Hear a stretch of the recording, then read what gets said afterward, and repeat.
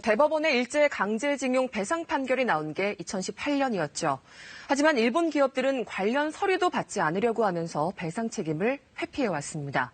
결국 우리 사법부가 국내 절차만으로 배상을 진행할 수 있는 결정을 내렸습니다.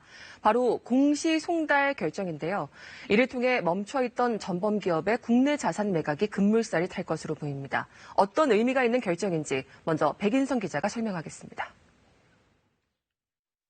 주문, 상고를 모두 기각한다. 강제징용 피해자들에 대한 일본 전범기업의 배상을 선고한 첫 대법원 판결. 그러나 일본 기업들은 판결에 불복해 지금까지 배상에 응하지 않고 있습니다.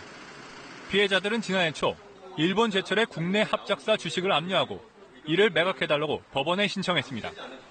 이에 따라 대법원은 일본 외무성을 통해 압류 관련 서류를 보냈지만 반년 만에 반송됐고 다시 보낸 서류도 일본 외무성에 도착한 후 행방이 묘연합니다. 결국 대구지법 포항지원은 일본 제철에 대해 압류 명령 서류 등을 보관하고 있으니 찾아가라며 공시송달 결정을 내렸습니다. 공시송달이란 상대방에게 서류 송달이 되지 않는 경우 법원이 서류를 보관한다고 알리고 일정 기간이 지나면 서류가 상대방에게 전달된 걸로 보는 예외적 송달 방식입니다.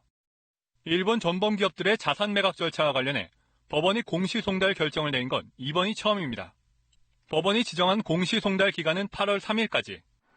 이번 공시송달 결정은 사실상 국내 절차만으로 대법원 판결을 집행하겠다는 판단입니다. 따라서 이후 일본 제철의 국내 자산을 매각하는 현금화 절차도 일정 기간이 지나면 공시송달로 진행될 가능성이 높습니다.